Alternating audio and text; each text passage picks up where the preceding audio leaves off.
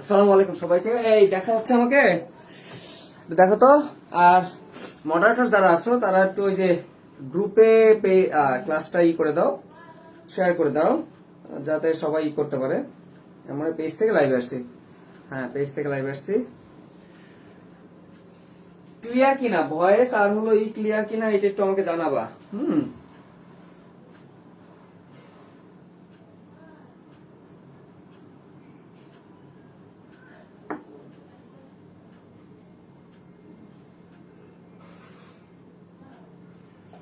উপস্থিতির কি অবস্থা? অল ওকে দেখা যায়, ঠিক আছে, মোটামুটি ক্লিয়ার আছে। আচ্ছা, লাইট আরো আছে আমার অবশ্য, দেখি আমরা। এখন দেখো তো কেমন, এই লাইটটিকে আরো বাড়ছে নাকি অফ করে দিব?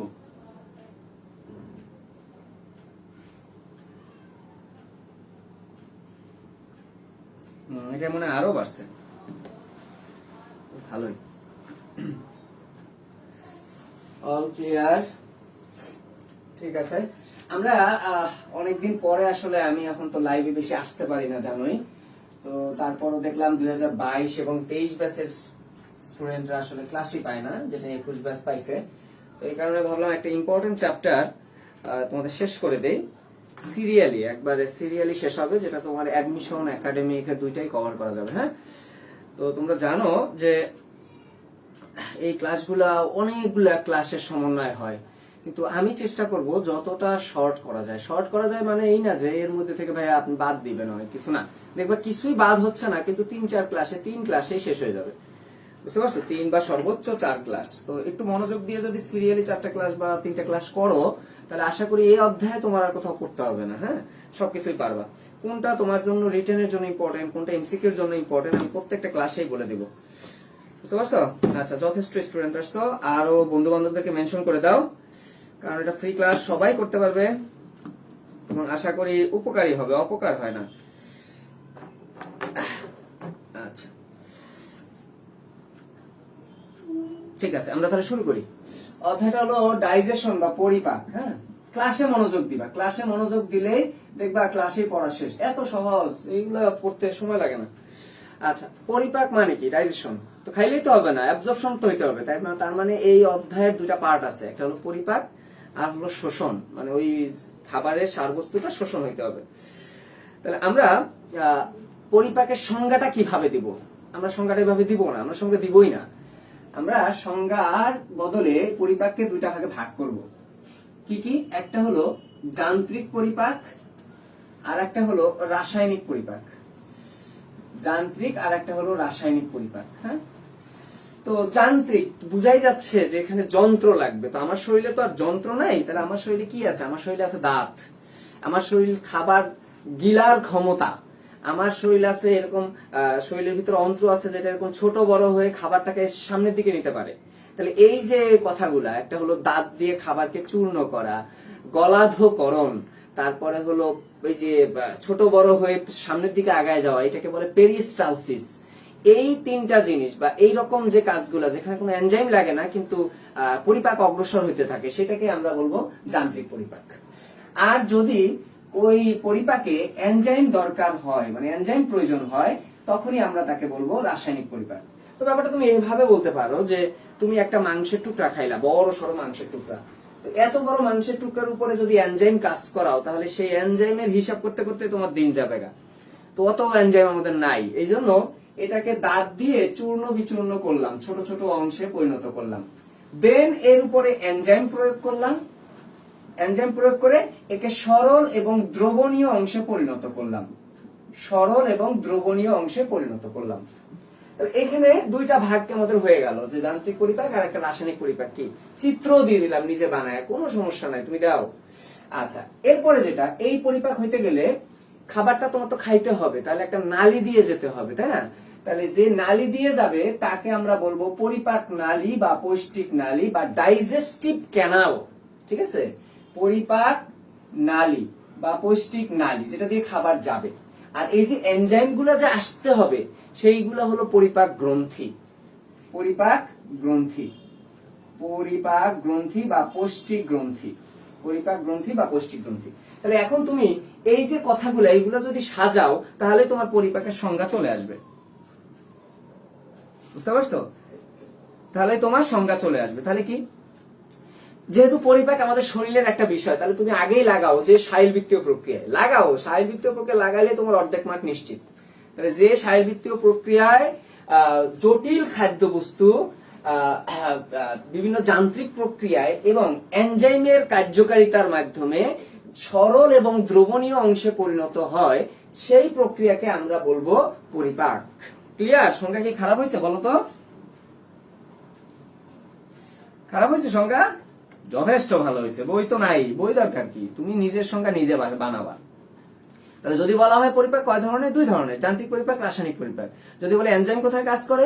রাসায়নিক পরিপাকে কাজ করবে। শেষ। আচ্ছা, তাহলে এবার এই যে পরিপাক নালীটা, যেটা দেখো পরিপাক নালী, এইটা কতটুকু লম্বা? হ্যাঁ, পরিপাক নালীর দৈর্ঘ্যটা মোটামুটি আন্দাজ করা যায় যে 8 থেকে 10 মিটার লম্বা। 8 থেকে 10 মিটার লম্বা একটা নালী।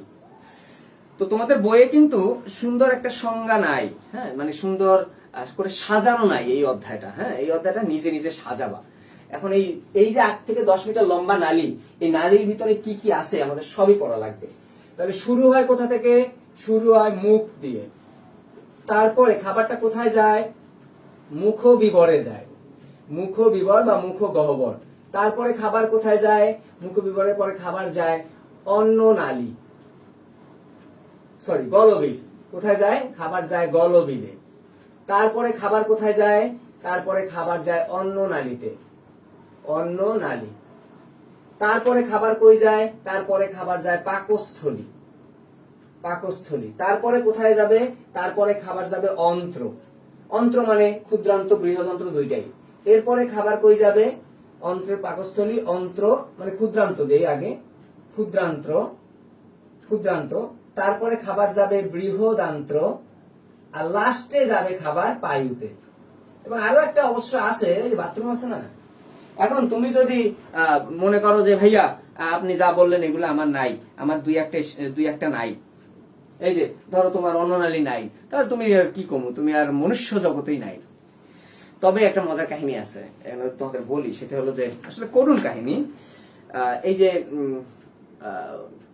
এই অ্যাক্সিডেন্টটা যেটা হলো না সীতাকুণ্ডে, এটা দিয়ে উদাহরণ দেই। মজার কাহিনী না, আসলে করুণ কাহিনী। এইখানে কালকে একটা ছবি দেখলাম যে একজনের নাড়ি ভুঁড়ি বের হয়ে গেছে। হ্যাঁ, তো এই ক্ষেত্রে আমরা কি করি? আমরা যারা জেনারেল সার্জন তারা করি কি, ওই নালীগুলোর ধরো ক্ষুদ্রান্তের অংশটা একবারে অবস্থা খারাপ, ক্ষুদ্রান্তটা নাই, আছে কোনটা? পাকস্থলী, আর আছে বৃহদান্ত্র। তখন আমরা কিন্তু এই পাকস্থলী থেকে আলাদা একটা লাইন নিয়ে যাই বৃহদান্ত্রে। আমার কথাটা কি বুঝছো? মানে এরকম ইন্টারভেনশন হতেই পারে, এটা কোনো সমস্যা নেই। একটা অঙ্গ তোমার নাও থাকতে পারে। অনেকের দেখবা ওই যে ইসের ক্যান্সার যাদের হয়, হ্যাঁ, স্টোমাকের ক্যান্সার হয়, পাকস্থলী ইসোফেগাসের ক্যান্সার হয়, তাদের ক্ষেত্রে আমরা এই যে গলার এখানে একটা নল করে দেই যাতে খাবার এখান থেকে প্রবেশ করাইতে পারে, এই দিকটা লাগেই না। তো নাও থাকতে পারে, এটা নিয়ে সমস্যার কিছু নাই। আর এই যে তোমাদের প্রতি আমি আসলে অনেক খুশি যে তোমরা ভালোই নিজ উদ্যোগে যথেষ্ট দান করেছো। আমার গ্রুপ থেকে ভালো একটা অ্যামাউন্ট ইনশাল্লাহ আসছে। আমরা এটা কালকে ইনশাল্লাহ পৌঁছায় দেবো, আরো কিছু অ্যাড করব। এছাড়া একটা আবার কাহিনীও আছে। কাহিনী হলো এক পণ্ডিতরে দেখলাম, এইটার আবার স্ক্রিনশট নিয়ে আবার পোস্টও দিছে, ওর আমি পাই নাই। আমার জীবনে একটা বড় দুঃখ আছে। দুঃখগুলো কি জানো? যে বিভিন্ন গ্রুপে মাঝে মধ্যে বা বিভিন্ন পাবলিক, সম্মানিত পাবলিকরা খুব স্ট্যাটাস মারে, মারার পরে যেই না আমি দেখতে যাই আর যেই না একটু ধুইতে যাই, ওই আর স্ট্যাটাস বা খুঁজে পাই না। এটা হলো আমার জীবনের সবচেয়ে বড় দুঃখের বিষয়। এই দুঃখ থেকে যে কবে বাঁচবো, তবে যদি আমি ধরি তারে, তার যে কোন দিক দিয়ে যাবে, এটা নিজে 2 টাকা দিতে পারিস না, আর মানুষ দিচ্ছে, এটা পিছন দিক দিয়ে আঙ্গুল দেওয়া তোর কাম, তাই না? মানে এরা মনে হয় জন্ম হওয়ার সময় পিছন দিক দিয়ে আঙ্গুল দিয়ে জন্ম হয়েছে। ভালো জিনিস এদের সহ্য হয় না। এগুলো হলো কি কমু, আর কিছু কইলাম না, আজকে ভদ্র থাকে একটু। ফাজিলের দল কতগুলা। আমার জন্ম হওয়ার সময় ছবিটা আমার দেখার ইচ্ছা, ও হয়েছে কেমনে। ভালো জিনিস আর সহ্য হবে না, ও 2 টাকা দিতে পারবে না, আর মানুষ ভালো করলে সেটার পিছনে লাগো। এই হলো এদের সমস্যা, বুঝতে পারছো? আচ্ছা দেখো, আরে ধুইতেও পারি না, ধুমু যে তার আগেই দেখি স্ট্যাটাস মিস্টাস ডিলিট মিলিট করে হারাই গেছে। ওইটার নাম ছিল মানে জুহাইর আহমেদ না কি জানো, আমার দেখলাম এক স্টুডেন্ট স্ক্রিনশট পাঠাইছে, পাইলে ওরা যে কি করতাম, কপালটা ভালো। এটা দুনিয়ার সব ভাইজে খাওয়া পাবলিক আমি, এই অনলাইনে সবচেয়ে বুড়া আমি। যেগুলা টিচার আছে সব হলো আমার স্টুডেন্ট লেভেলের, স্টুডেন্টও আছে মেলাগুলা, এইগুলো আমার লগে লাগতে যায়, আমি কই যাবো কত। আমি ভালো ভদ্র মানুষ, আমার পিছনে লাগিস কেন, আমি তো যথেষ্ট ভদ্র, আমি তো এই না এমনিতে চিল্লাপাল্লা করি আর কি। তো অনলাইনে তো আমার অনেকদিন ধরে চিনস, তারপর আমার পিছনে যে কেন লাগে, মান ইজ্জত নাই এদের। দেখো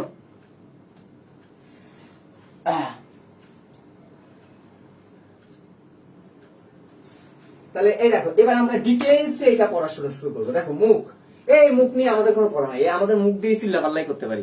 হাইড্রার মুখ নিয়ে একটা পড়া আছে, হাইড্রা কিন্তু খায়ও যেখান দিয়ে সারেও সেখান দিয়ে, ঠিক আছে। এবং ওইটাকে বলা হয় যে ওই যে হাইপোস্টোম, মানে ওটাকে মুখছিদ্র না বলে হাইপোস্টোম বলা হয়। তাহলে হাইপোস্টোম পাওয়া যাবে কোন প্রাণীতে, যদি উত্তর আসে সেটা হবে হাইড্রা, ঠিক আছে, এটা হবে হাইড্রা। আচ্ছা, তাহলে মুখছিদ্র বা মুখ গেল। এবারে আসি মুখবিবর। তুমি যদি মুখবিবর কমপ্লিটলি পড়তে যাও তাহলে তোমার তিনটা জিনিস পড়তে হবে, তিনটা জিনিস পড়তে হবে। একটা হলো তোমার দাঁত পড়তে হবে, একটা তোমার জিহ্বা পড়তে হবে, আর তোমার লালা গ্রন্থি পড়তে হবে। দাঁত, জিহ্বা, লালা গ্রন্থি, দাঁত, জিহ্বা এবং লালা গ্রন্থি, তিনটা জিনিস তোমার পড়তে হবে। তিনটা জিনিস তুমি পড়তে পারলে কমপ্লিট তোমার মুখবিবর পড়া হয়ে যাবে। তাহলে প্রথমে আসি দাঁত। এই যে তুননুনের দাঁত উঠতেছে, প্রতিদিন দাঁত উঠে আর হলো চিল্লায় প্যাঁ প্যাঁ প্যাঁ করে, তো এর দাঁতগুলা উঠার পরে আবার কিন্তু সব পড়ে যাবে, তারপরে আবার উঠবে। তাহলে মানুষের দাঁত কয়বার উঠে? দুইবার উঠে। এই জন্য মানুষের দাঁতের একটা নাম আছে, ডাইফায়োডন্ট, ডাইফায়োডন্ট, দুইবার ওঠে তাই। আর দাঁতগুলা দেখো, দাঁতগুলা সব কিন্তু একই রকমের না, কিছু দাঁত সামনের দিকে থাকে, তারপরে হলো মানে কিছু দাঁত কাটে, কিছু দাঁত চাবায়, তার মানে 4 ধরনের টোটাল দাঁত আছে। এবং আমরা মোটামুটি সবাই জানি যে দাঁত যেহেতু বিভিন্ন ধরনের আছে, তাই এই দাঁতগুলোকে বলা হবে হেটেরোডন্ট। তাহলে মানুষের দাঁত যে ভিন্ন ধরনের আছে, এই জন্য একে বলা হয় হেটেরোডন্ট। আর মানুষের দাঁতটা কিন্তু চোয়ালের ভিতরে সুন্দর করে গাঁথা থাকে, তাই না? এবং দেখো চোয়ালের ভিতরেই থাকে, হাত দিয়ে দেখতে পারো। তো এই জন্য আমরা থাকে, যেহেতু চোয়ালে থাকে, ওইভাবে মনে রাখবা তুমি থেকোডন্ট। তাহলে এই তিনটা ওয়ার্ড তোমার জন্য ইম্পর্টেন্ট, তোমার এর ডিটেইলস জানার প্রয়োজন নাই, ঠিক আছে, কোনো দরকার নাই। তুমি শুধু তিনটা ওয়ার্ড জানবা যে মানুষের দাঁতকে ডাইফায়োডন্ট বলে, হেটেরোডন্ট বলে, আর থেকোডন্ট বলে। বুঝা গেছে? ডাইফায়োডন্ট, তারপরে হলো হেটেরোডন্ট, আর হলো থেকোডন্ট, এই তিনটা জিনিস বলে। ফাইনালি ক্যামেরা ঠিক করছেন উনি। কেন, আমার সুন্দর লাগতেছে নাকি রে? মঈনুদ্দিন সিফাত, একটু বল।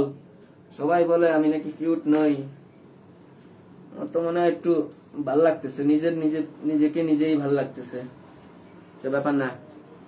মানে ডাইফায়োডন্ট, হেটেরোডন্ট, থেকোডন্ট, এগুলার কোনো কিছু আসবে না, শুধুমাত্র এমসিকিউর একটা অপশন হইতে পারে, এছাড়া না। আচ্ছা, এবার দেখো এই যে হেটেরোডন্ট, এইটা দিয়ে আমাদের কোশ্চেন হয় কি কি ধরনের দাঁত আছে।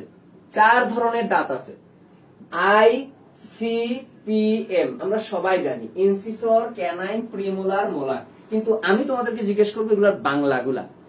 কিছু কিছু ক্ষেত্রে বাংলা আসে, কিছু কিছু ক্ষেত্রে ইংলিশ আসে, বুঝা গেছে? আচ্ছা, তাহলে দেখো ICPM, ইনসিসর, ক্যানাইন, প্রিমোলার এবং মোলার। হ্যাঁ ভাই, সুন্দর লাগতেছে, হিরো লাগতেছে।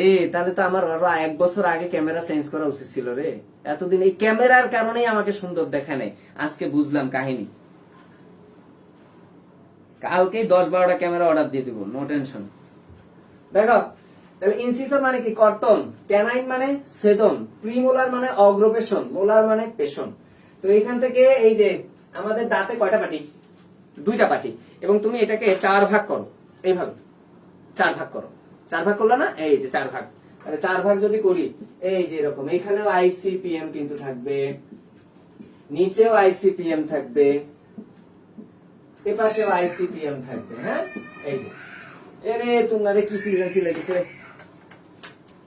এই তুমি এই চিল্লাস কেন? এই দিয়া তুমি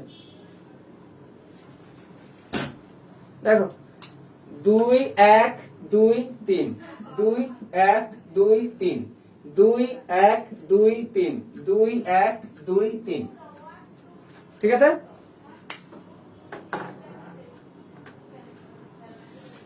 তারপর দেখো এই দেখো এবার তাহলে দেখো এখানে 8টা এখানে 8টা, তার মানে 8 8 8 8 এভাবে না লিখে এভাবে লেখা যায় 8 × 2 8 × 2, তাহলে উপরে 16 নিচে 16, তাহলে মোট দাঁত কয়টা? একটা না 32টা।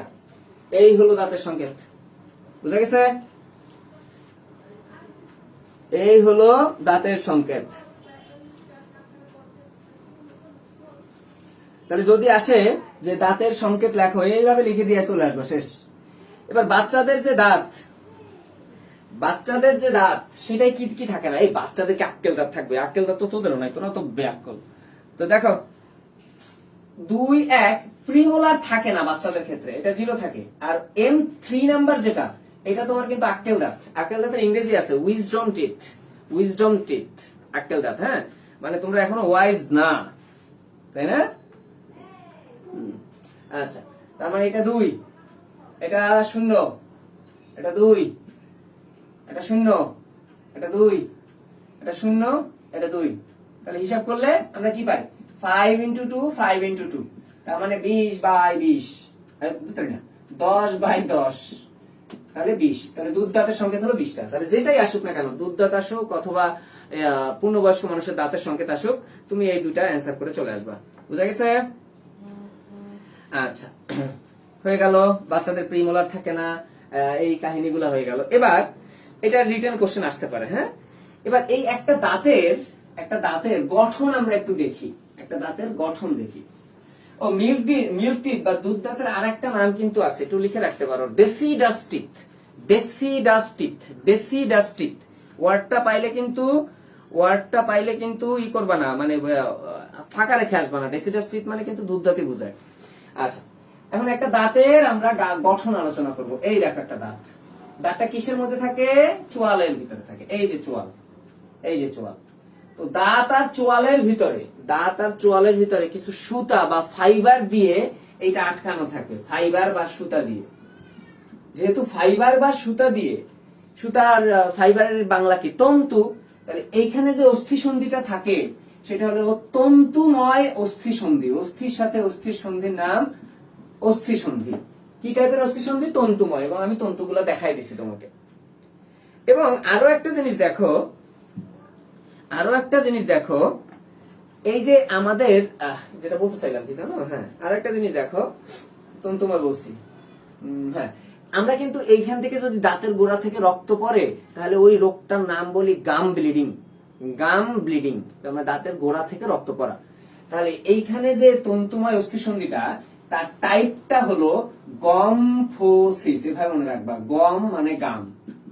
তাহলে এবার আমাকে উত্তর করে দাও, দাঁত এবং চোয়ালের মধ্যে অস্থিসন্ধিটার নাম কি? উত্তর করো। দাঁত এবং চোয়ালের মধ্যে অস্থিসন্ধিটার নাম কি?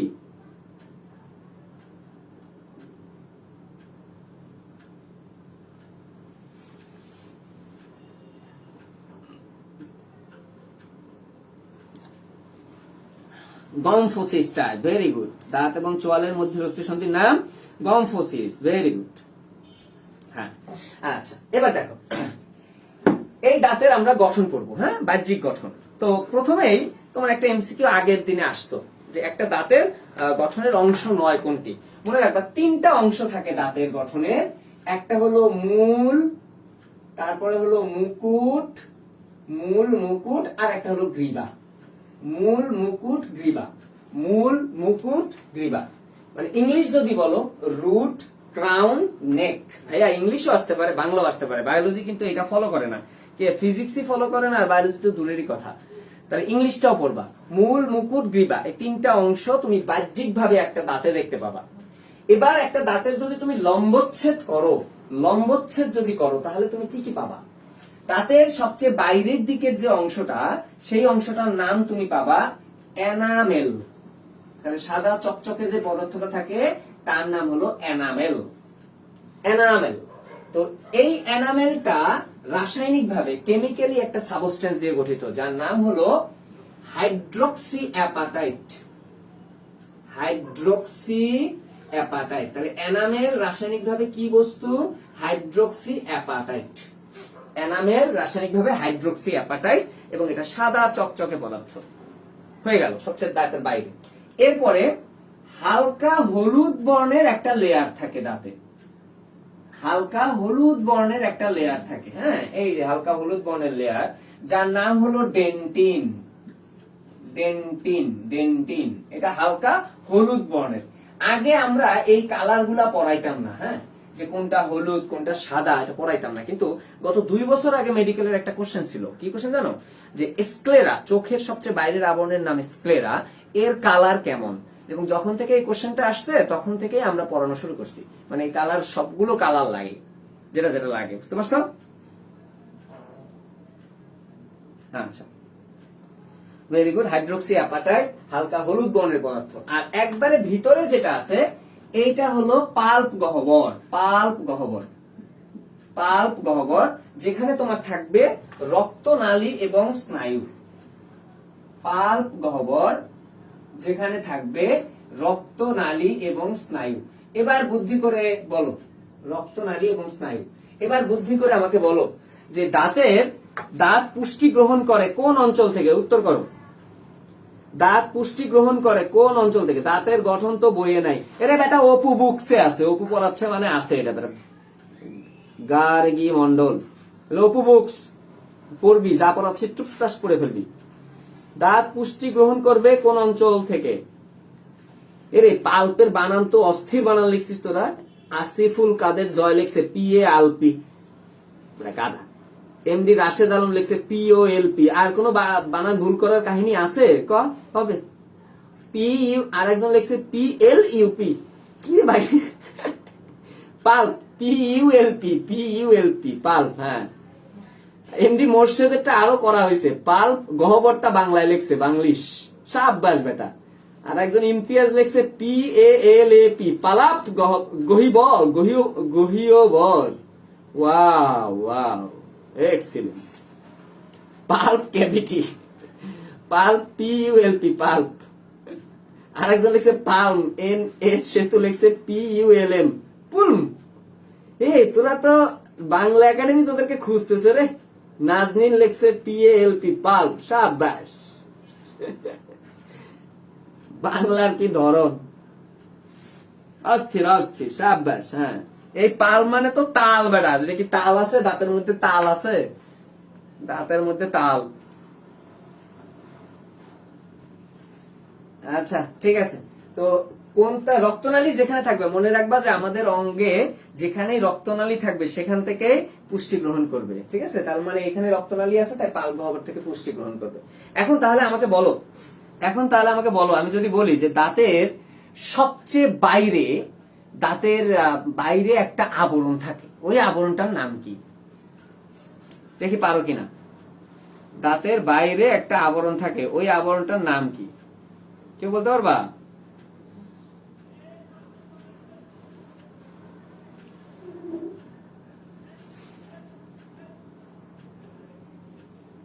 সানা লিখছে ইনামেল, রেদওয়ান লিখছে সিমেন্টের আবরণ, আমরিন আল ফারাবি লিখছে এনামেল। কিন্তু ভাইয়া এটাই ভুল হয়েছে, হ্যাঁ, এনামেল দাঁতের সবচেয়ে বাইরের না। দাঁতের সবচেয়ে বাইরে একটা পাতলা আবরণ থাকে, যেটা সিমেন্টের আবরণ। সিমেন্টের আবরণ, ওইটাকে তুমি সিমেন্টাম নাম দিতে পারো, সিমেন্টাম নাম দিতে পারো। বা দাঁতের যেহেতু বাইরের আবরণ, তুমি বায়োলজিতে দেখবে একটা ওয়ার্ড আছে যেটা তোমাকে আবরণ বোঝায়, সেটা হলো পেরি। আর এটা দাঁত, তাহলে মিলায় আমরা বলতে পারবো পেরিওডেন্টাল আবরণ। পেরিওডেন্টাল আবরণ, সিমেন্টাম বা পেরিওডেন্টাল আবরণ। এটা একটু মাথায় রাখবা, হ্যাঁ। আচ্ছা, সিমেন্টাম সবচেয়ে বাইরে যেটা যদি বলে সিমেন্টের আবরণ, হ্যাঁ, সিমেন্ট, পেরিওডেন্টাল আবরণ। আচ্ছা, এখানে আরো দুটো এমসিকিউ আছে যেটা আসলে তোমাদের শর্ট সিলেবাসে নাই, কিন্তু চলে আসে। ওই যে আমাদের 3টা ভ্রূণস্তর আছে না, এক্টোডার্ম, মেসোডার্ম, এন্ডোডার্ম। এই 3টা ভ্রূণস্তরের পরিণতি আসে, মানে এরা কিসে পরিণত হয় পরবর্তীতে, হ্যাঁ। তো মনে রাখবা একটোডার্ম, এগুলো মনে মুখস্থ করার কোনো প্রয়োজন নাই। একটোডার্ম থেকে কি কি উৎপত্তি হয় তার সূত্র মূত্রেরও দরকার নাই। তুমি মনে রাখবা আমার বাইরে যা দেখা যাচ্ছে তাই একটোডার্ম। তাহলে আমার বাইরে কি কি দেখা যাচ্ছে, এই যে চুল, তারপরে এই যে ত্বক, তারপরে যদি আইস থাকে আইস, নখ, এগুলা। দাঁতের ক্ষেত্রেও সবচেয়ে বাইরে কোনটা আমি বলছি, এনামেল। তার মানে এই এনামেলটা হলো আমার একটোডার্ম থেকে আসে, আর তার নিচের স্তর যেটা সেটা হলো মেসোডার্ম থেকে আসে। তাহলে ডেন্টিনটা আসবে মেসোডার্ম থেকে। তাহলে একটোডার্ম থেকে আসবে এনামেল, মেসোডার্ম থেকে আসবে ডেন্টিন। বুঝতে পারছো? তারপরে ধরো তুমি এখনই পারবা একটোডার্ম মেসোডার্ম থেকে উৎপত্তি। আমি যদি বলি যে পায়ুর আবরণ আর হলো পায়ুপথ, কোনটা একটোডার্ম থেকে আসবে, কোনটা মেসোডার্ম থেকে আসবে বা এন্ডোডার্ম থেকে আসবে? তাহলে তুমি দুইটা জিনিসই দেখো, দুইটাই কিন্তু পায়ুপথ, একটা পায়ুর আবরণ আর একটা হলো পায়ু। তাহলে এখানে আমার খেয়াল রাখতে হবে যে আবরণ কোনটা বলা হয়েছে। তাহলে আবরণ যেটা সেটাই বাইরে, এটা একটোডার্ম থেকে, আর পায়ুপথ যেটা সেটা এন্ডোডার্ম থেকে আসবে। আচ্ছা, তারপরে তন্ত্রগুলোর মধ্যে দেখো, তুমি যদি টাচ করো আমাকে, ফার্স্ট আমি বুঝতে পারবো। তুমি কি আমার রক্ত সংবন্ধন ধরতে পারবা? জীবনও না। তুমি আমার কঙ্কাল ধরতে পারবা? না। তুমি আমার মাংস ধরতে পারবা? না। তুমি আমার ধরতে পারবে, তুমি যে ধরছো এবং টাচ করছো, আমি যে অনুভূতিটা বুঝছি, তার মানে আমার স্নায়ুতন্ত্র ফার্স্ট ফার্স্ট কাজ করতেছে কোনটা? স্নায়ুতন্ত্র। তাই স্নায়ুতন্ত্রটাই আমার আসবে একটোডার্ম থেকে। আর ত্বক তো আসতেছেই একটোডার্ম থেকে। ত্বক তো আর তন্ত্র নাই, ত্বক আলাদা জিনিস। তাহলে বুঝতে পারছো যে কোনটা বাইরে থেকে আসে, এটা তুমি সূত্র না পড়লেও হয়। আবার মেসোডার্মে একটা সূত্র আছে, যে দেয়ালে পেরেক সংযোজন, এই একটা সূত্র দিয়ে মনে রাখা যায়, কিন্তু একটোডার্মের কোনো সূত্রের দরকার হয় না। আচ্ছা, তাহলে আমি যতটুকু দাঁতের পড়াইলাম সবাই বুঝছো? এতটুকু বলো তো, যে দাঁত clear?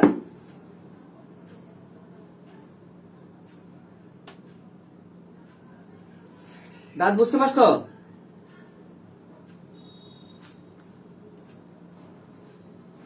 Very good. Shah Alam বলছে হ্যাঁ বুঝতে পারছি, ভেরি গুড।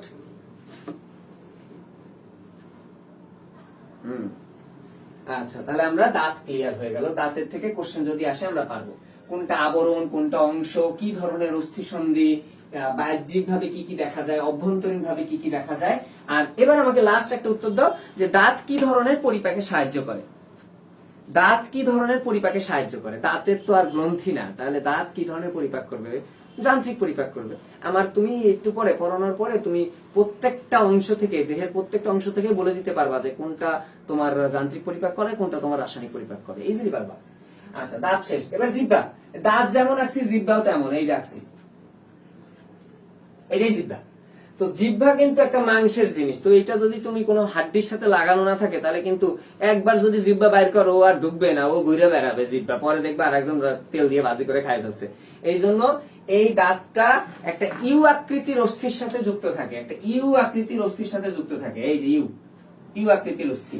এই ইউ আকৃতির অস্থিটার নাম হলো হাইওয়েড অস্থি। কি ওয়েড অস্থি? হাইওয়েড অস্থি। হাইওয়েড অস্থি। হাইওয়েড অস্থির সাথে যুক্ত থাকে। তাই এটাই একটা ভুয়া জিনিস, বুঝছো? হাইওয়েড অস্থিটা 40 বছরের আগ পর্যন্ত এটা আসলে অস্থিতে পরিণত হয় না। 40 বছরের পরে যায় অস্থিতে পরিণত হয়।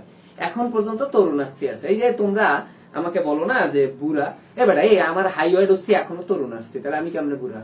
তার মানে হাইওয়েড অস্থি 40 বছর লাগবে। আমাকে 40 বছর হয়েছে নাকি? তো অর্ধেকও হয় নাই, 20ও হয় নাই।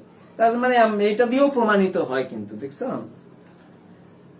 কি বললাম? হাইওয়েড অস্থির সাথে যুক্ত থাকে। এটা হলো 40 বছর বয়স পর্যন্ত তরুণাস্থি থাকে। তাহলে এই তরুণাস্থি থেকে কিভাবে অস্থি হয়, এই অধ্যায় পড়া না, অন্য অধ্যায় পড়া, জেনে রাখো। অস্থি হওয়ার সিস্টেম দুইটা মোটামুটি, হ্যাঁ। কি কি? একটা হলো ক্যালসিয়াম কার্বনেট জমা হইতে হইতে তরুণাস্থি গুলো অস্থি হয়। ক্যালসিয়াম কার্বনেট জমা হইতে হইতে তরুণাস্থি গুলো অস্থি হয়। আর একটা হতে পারে স্যাসা খাইতে খাইতে। স্যাসা মানে কি জানো? আমাদের ওই যে বরিশালের দিকে মায়ের দেওয়াকে বলে স্যাসা দেওয়া। তো একটা পিচ্চি বাচ্চা যখন হামাগুড়ি দেয়, তখন কিন্তু তার এই কোনার একটা অস্থি আর হাঁটুর একটা অস্থি, এই যে হাঁটুতে, এই দুটা অস্থিতে বেশি জোর লাগে। তো জোর লাগে মানে ওই জায়গাতে বেশি করে ছেঁচা খায়। এই জন্য মনে রাখবা, এখানে যে অস্থিটা আছে এটার নাম পিসিফর্ম, আর হাঁটুতে আছে প্যাটেলা। এই দুটা অস্থি হলো সেসাময়েড অস্থি। সেসাময়েড না সিসাময়েড অস্থি? হ্যাঁ, সিসাময়েড অস্থি। সিসাময়েড অস্থি, হ্যাঁ সিসাময়েড অস্থি দুইটা, প্যাটেলা আর হলো পিসিফর্ম। প্যাটেলা আর হলো পিসিফন। ঠিক আছে, তাহলে অস্থি হওয়ার সিস্টেমটাও কিন্তু আমরা জেনে নিলাম। আচ্ছা, এবার দেখো এই জিহ্বা থেকে আমাদের কি কি করতে হবে। জিহ্বা কিন্তু গ্রন্থি না, জিহ্বা জাস্ট একটা খাবারকে লালার সাথে মিশাতে সাহায্য করে। তাহলে জিহ্বাও কি ধরনের পরিপাক করে? যান্ত্রিক পরিপাক করে। একবারে ঠাড়া উত্তর। জিহ্বার ভিতরে আছে ফ্লাক্স আকৃতির স্বাদকোরক, ধরে নাও এগুলো একটি ফ্লাক্স। অনেকেই চিল্লাবা ভাই এগুলো ফ্লাক্স হয় নাই।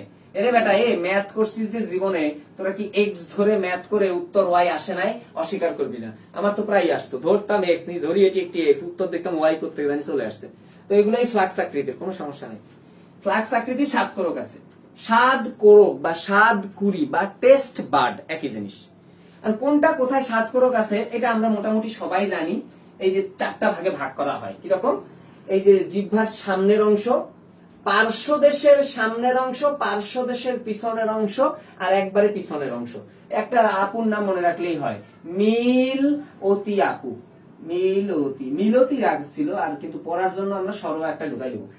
সামনের দিকে মিষ্টতা, পার্শ্বদেশের সামনের অংশ লবণাক্ততা, পার্শ্বদেশের পিছনের অংশ অম্লত্ব বা টক, অম্লত্ব বা টক, আর একবারে পিছনে যেটা এটা তিক্ততা বা তিতা।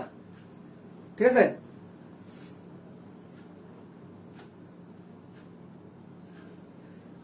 মিলতে দিয়ে এমনি মনে রাখা যায়। আর একটা সবচেয়ে ইম্পর্টেন্ট এমসিকিউ আছে, সেটা হলো কতদিন পর পর এই স্বাদকুরি গুলো পরিবর্তিত হয়। কেন পরিবর্তিত হয় জানো? আরে খাবারের সাথে ঘষা লাগে না, ঘষা লাগতে লাগতে ক্ষয় হয়ে যায়। তো দেখা যায় 5 থেকে 10 দিন পর, প্রতি 5 থেকে 10 দিন পর পর এই স্বাদকুরি গুলো পরিবর্তন হয়। এখন বলতে পারো যে ভাই এখানে ঝালেরটা নাই কেন? ঝালটা আসলে একটা পেইন সেন্সেশন, মানে ব্যথা। ঝাল আমাদের শরীর নিতে পারে না। ঝাল আসলে ওই মারে মা ব্যথা ব্যথা অনুভূত হয়। এই জন্য ঝালের কোনো স্বাদ নাই। ঠিক আছে? আচ্ছা, এই তো জিহ্বা হয়ে গেল। কি ধরনের পরিপাক তাও বললাম। তাহলে জিহ্বা ক্লিয়ার কিনা বলো? জিহ্বা ক্লিয়ার, জিহ্বা ক্লিয়ার। এবারে আসি আমরা লাস্ট যেটা আছে সেটা হলো লালা গ্রন্থি। তো লালা গ্রন্থি কি কি ধরনের আছে? লালা গ্রন্থি, লালা গ্রন্থি, লালা গ্রন্থি 3 জোড়া। একবার আসছিল লালা গ্রন্থি কয়টি? অপশনে 3 জোড়া ছিল না, অপশনে ছিল 6। পোলাপাইন অনেকগুলা ফাঁকা রেখে চলে আসছে। ভাইয়া 6 কেন দিব? এটা তো 3 জোড়া আসার কথা। ভেরি গুড, আমি বলছি অসাধারণ উত্তর। ঠিকই তো আছে, 6 কেন দিবা? 3 জোড়াই তো থাকবে, তাই না? এগুলো থেকে একটু সতর্ক থাকো, হ্যাঁ, কারণ 4 আর 6 একই কথা। তো 3 জোড়া বা 6 দেখবা উত্তর একই। তো কোথায় কোথায় আছে সেটা হলো এই যে কানের নিচে আছে, কানের নিচে, 2 কানের নিচে প্যারোটিড, হ্যাঁ। তারপরে হলো জিহ্বার নিচে, কোনো কিছুর নিচে থাকলেই সেটাকে আমরা সাব বলি। যেমন ধরো এই যে রেদওয়ান আহমেদ বা ওই যে আফরিনা জান্নাতের সাথে আমার 10 বছর পরে দেখা হলো, 10 বা 12 বছর পরে।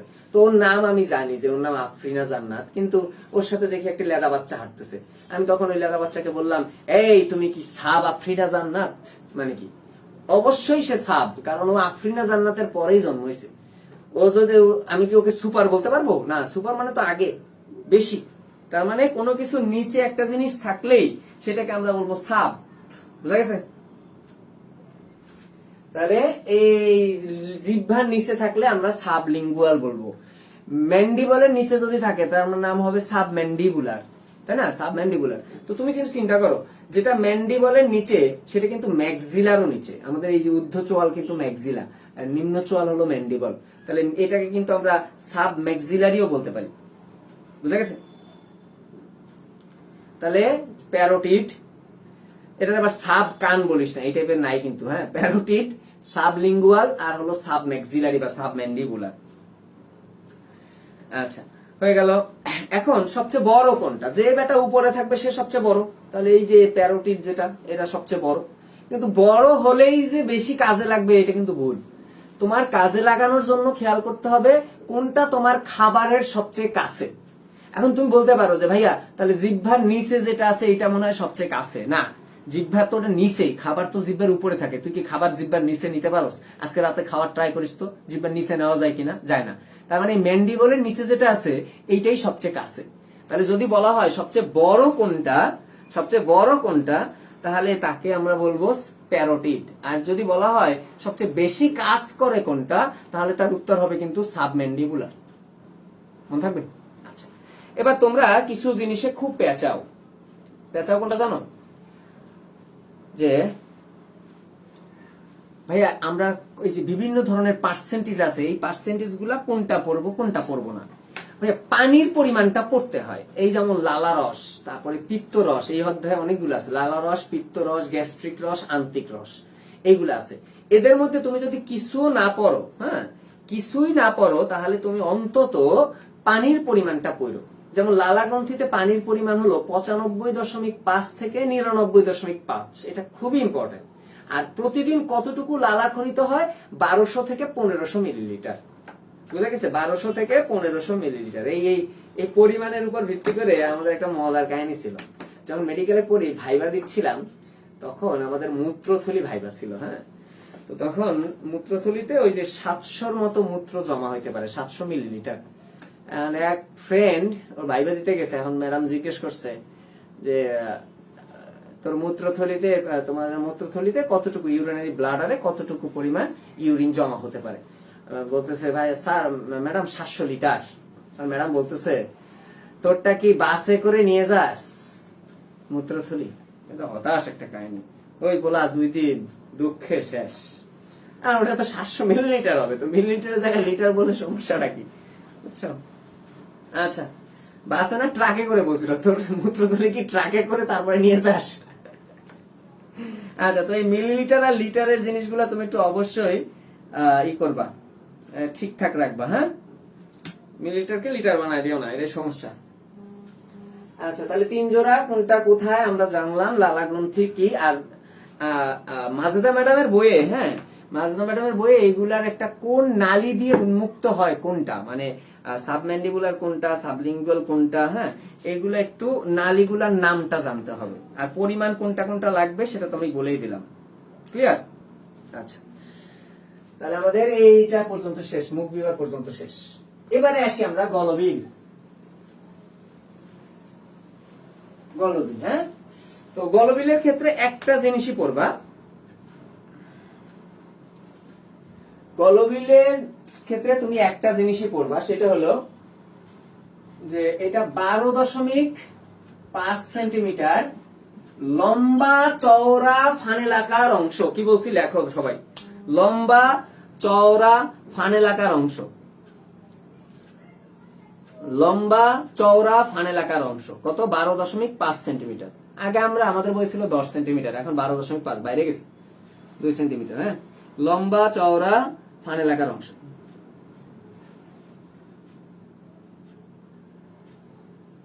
আচ্ছা, ঠিক আছে, আর কিছু লাগে না এটার ক্ষেত্রে। এবার আসে অন্য নালী। দেখো, অন্য নালীর ক্ষেত্রে তুমি অন্য নালী পড়ার সময় একই সাথে পাকস্থলীও পড়ে ফেলবা।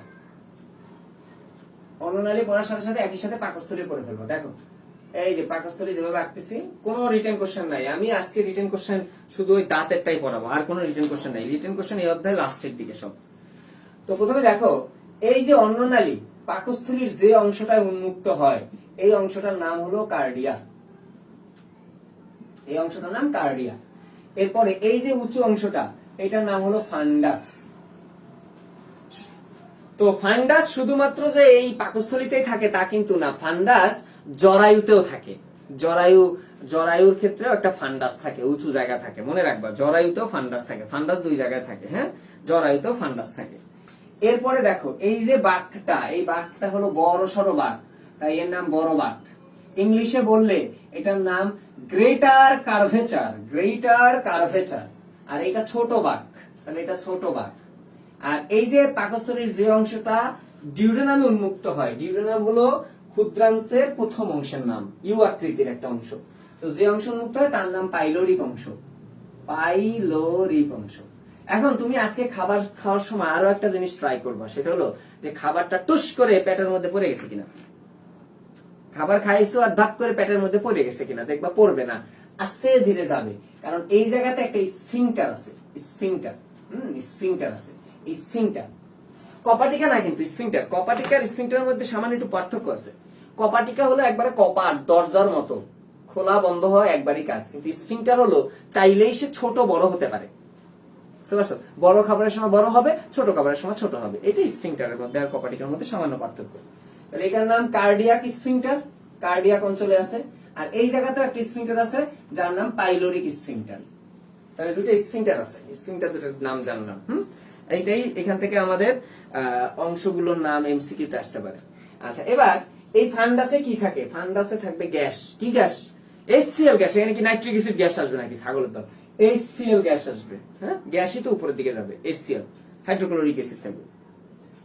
তারপর দেখো, এইখান থেকে আমরা আড়াআড়ি প্রস্তুত করলাম পাকস্থলীকে। হ্যাঁ, প্রস্তুত করলে এই পাকস্থলীর এই যে লেয়ারটা যেটা, এটা আমরা 5 স্তর বিশিষ্ট পাবো। 1 2 3 4, একবারে ভিতরে 5 স্তর বিশিষ্ট পাবো। তো বাইরে থেকে ভিতরে এই 5 স্তর তোমার মনে রাখা লাগবে। বাইরে থেকে ভিতরে সিরিয়ালটা মনে রাখবা। কারণ একবার দেখছিলাম এই সিরিয়ালটাই গন্ডগোল করে একটা কোশ্চেন আসছে যে নিচের কোন ক্রমটি সঠিক নয়। এটা কোশ্চেন কিন্তু ভর্তি পরীক্ষায় খুব আসে। হ্যাঁ, এই ক্রমগুলো সবচেয়ে বাইরে হলো সেরোসা, তারপরে হলো পেশি স্তর, তারপরে মাঝখানে যেটা সেটা হলো সাবমিউকোসা। এই দেখো, সাবমিউকোসা, তার মানে সে মিউকোসা নিচে। এই যে মিউকোসা তার নিচেই থাকে, নিচে, এগুলোকে নিচে বলা হয় সাবমিউকোসা। এরপরে আবার একটা মাসল থাকে যেটার নাম মাস্কিউলারিস মিউকোসা।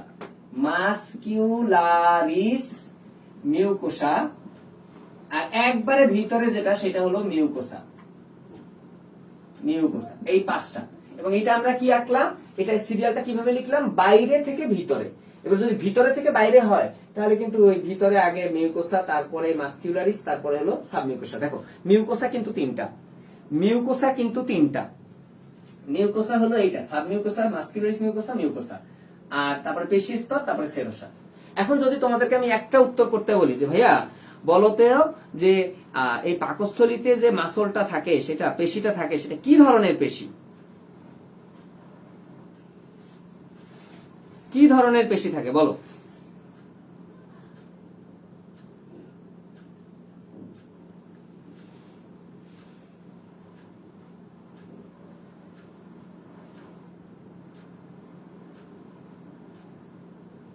কি ধরনের পেশি থাকে? Very good, Marie Curie. কি মেধা নাকি? বিল্টেরিয়ান বাচ্চা।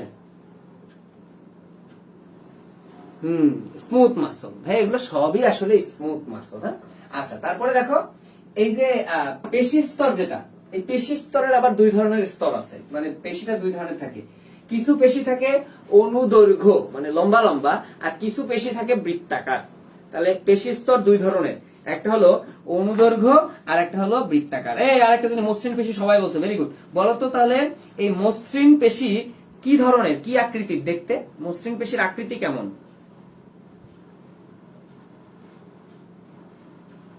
মসৃণ পেশির আকৃতি কেমন হয় জানো? ম দিয়েই নাম, আমি বলেই দিলাম, শর্টকাটে বলে দিলাম, ম দিয়ে নাম। মসৃণ পেশির আকৃতি কেমন হয়? হ্যাঁ, ভিতরে যে মাসল থাকে আমাদের শরীরে, ভিতরে যত মাসল আছে, যে অন্ত্রের মাসল, তারপরে অন্ন নালী, পাকস্থলী, তারপরে হলো মূত্রনালী। মনে রাখবা, যত নালী এবং থলি আছে সেসব জায়গাতে হলো মসৃণ পেশি থাকে। মাকু আকৃতির। হ্যাঁ, মাকু আকৃতির। মাকু মানে নৌকা আর কি, না? নৌকা আকৃতির। হ্যাঁ, আচ্ছা, তাহলে হয়ে গেল আমাদের। এবার লাস্ট স্তরটায় আসি। দেখো, মিউকোসাতে এই যে ভাঁজ দিছি, ভাঁজগুলো হলো রোগী। এখন এটা আমরা সবাই জানি যে পাকস্থলীতে রোগী পাওয়া যায়, কিন্তু রোগী আরো একটা জায়গায় পাওয়া যায়, সেটা হলো মেয়েদের যোনিতে। এবং একবার কোশ্চেনে, মেডিকেল কোশ্চেনে না ডেন্টাল কোশ্চেনে জানো, এই পাকস্থলী অপশন ছিল না, অপশন ছিল কিন্তু যোনি। তাহলে যোনিটা তো থাকবে কিন্তু। তাহলে রোগী মানে হলো ভাঁজ, আর কিছু না। রোগী মানে ভাঁজ। তাহলে ভাঁজটা 2 জায়গায় থাকে, একটা হলো মিউকোসাতে আর একটা হলো যোনিতে। শেষ। আর এই যে রোগী, এই রোগীতে থাকে গ্যাস্ট্রিক পিট মানে কূপ। আমি আরো ভালো করে দেখাই। গ্যাস্ট্রিক পিট, ধরো এখানে একটা কূপ আছে, গ্যাস্ট্রিক কূপ, পিট, যেখানে থাকবে গ্যাস্ট্রিক গ্রন্থি। তো এরকম গ্যাস্ট্রিক কূপ প্রায় 3.5 মিলিয়ন গ্যাস্ট্রিক কূপ আছে, যাতে গ্যাস্ট্রিক গ্রন্থি আছে। তাহলে গ্যাস্ট্রিক গ্রন্থি কোথায় থাকে? যদি উত্তর হয় তাহলে কি হবে বলো? গ্যাস্ট্রিক গ্রন্থি কোথায় থাকে যদি এটা জিজ্ঞেস করা হয়, তাহলে উত্তর কি হবে?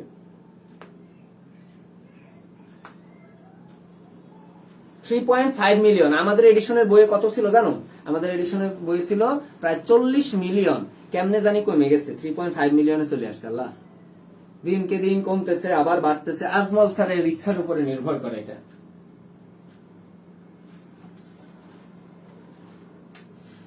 গ্যাস্ট্রিক পিটে থাকবে, সঠিক উত্তর হলো গ্যাস্ট্রিক পিট।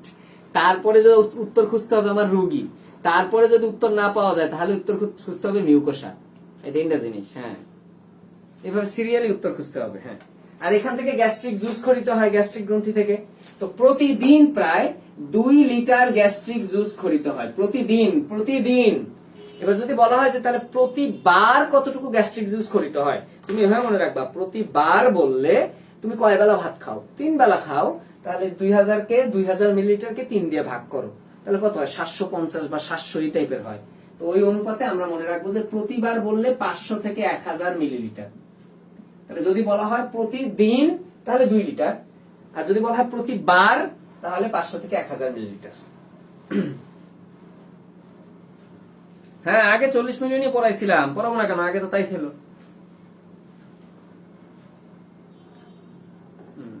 আচ্ছা, ঠিক আছে, হয়ে গেল। তাহলে পাকস্থলী আমাদের শেষ। এখন একটা কথা আছে যে এই যে পাকস্থলীতে যে HCl থাকে, তুমি একটু কাঁচা HCl খায় দেখো তো আজকে কেমন লাগে। তো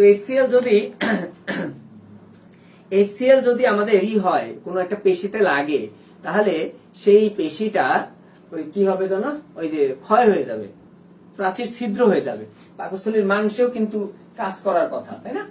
কারণ পাকস্থলীতে আমার প্রোটিন পরিপাককারী যদি এনজাইম থাকে, পাকস্থলীর প্রাচীরে যে প্রোটিন আছে, এই যে পেশিগুলো তো প্রোটিন, এগুলা ক্ষয় হয়ে যাওয়ার কথা, কিন্তু ক্ষয় হয় না কেন? পাকস্থলীতে কেন ছিদ্র হয় না, মাংসগুলাকে কেন ধ্বংস করে না এই প্রোটিন পরিপাককারী এনজাইম গুলা? তার কারণ মোটামুটি 4টা। কি কি কারণ? নাম্বার 1, এই যে মিউকোসার যে স্তরটা, এটা একটা ব্যারিয়ার হিসেবে কাজ করে, আবরণ হিসেবে কাজ করে, যে আবরণ ভেদ করে সে যেতে পারে না। গ্যাস্ট্রিক জুসে প্রচুর পরিমাণ বাইকার্বনেট থাকে, বাইকার্বনেট আয়ন থাকে। যে বাইকার্বনেট আয়নটা একটা ক্ষারীয় পদার্থ, সে HCl এর সাথে বিক্রিয়া করে নিষ্ক্রিয় করে ফেলবে। তারপরে প্রোটিন জাতীয় পরিপাককারী এনজাইম গুলা এটা অবস্থায়, নিষ্ক্রিয় অবস্থায় খরিত হয়, সক্রিয় অবস্থায় খরিত হয় না, নিষ্ক্রিয় অবস্থায় খরিত হয়। বুঝা গেছে? তাহলে নিষ্ক্রিয় অবস্থায় যদি খরিত হয় তাহলে এনজাইম গুলো তো আর তোমাকে ক্ষতি করবে না।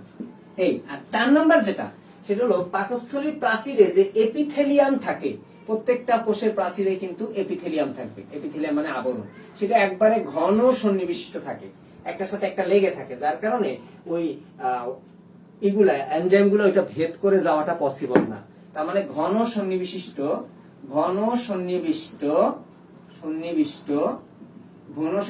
এপিথেলিয়াম। এই 4টা কারণে আমাদের প্রোটিন পরিপাককারী এনজাইম গুলা কখনোই পাকস্থলীর প্রাচীরকে ক্ষতি করে না। বুঝা গেছে? আচ্ছা, তার মানে আমরা আজকে কিন্তু এই পাকস্থলী পর্যন্ত পড়ে ফেললাম।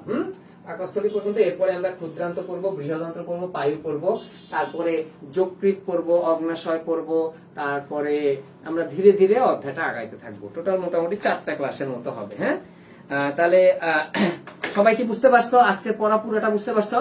50 মিনিট হয়ে গেছে, 50 মিনিটের বেশি পড়াই না আমি, এত তেল নাই, মেলা পড়াইছি। বুঝছো সবাই?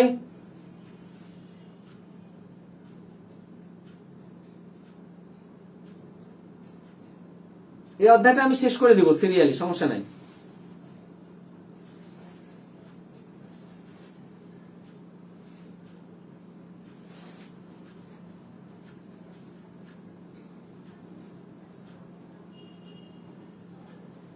ঠিক আছে, ছোট ছোট কিছু কোশ্চেন ছিল আর রিটেন কোশ্চেন ছিল এইগুলা। 23 ব্যাচের জন্য ফ্রি ক্লাস চাই। দেখবেন অনলাইন ব্যাচ আছে তো, 23 ব্যাচে ভর্তি হস না কেন? 23 ব্যাচের অনলাইন ব্যাচ আছে, 22 ব্যাচের আছে, কত সুন্দর সুন্দর ব্যাচ খুলে রাখছি, টুক করে ভর্তি হয়ে যাবি তা না, পুরা বসে ক্লাস নিতে পারি। ঠিক আছে, খোদা হাফেজ, বাংলাদেশ চিরজীবী হোক। আর দান করো, এই সকালবেলা আমরা কিন্তু বিশাল একটা অ্যামাউন্ট দিতে পারছি। হ্যাঁ, সবাই দান করো। এই যে আমরা একটা যদি ভালো অ্যামাউন্ট দিতে পারি, সবার কিন্তু উপকার হবে। এই টাইমগুলা তো 2 টাকা দিলেও তো মেলা। তোমার মন মানসিকতায় বড় জিনিস, বুঝো নাই? দান করবা, যতটুকু পারো দান করবা।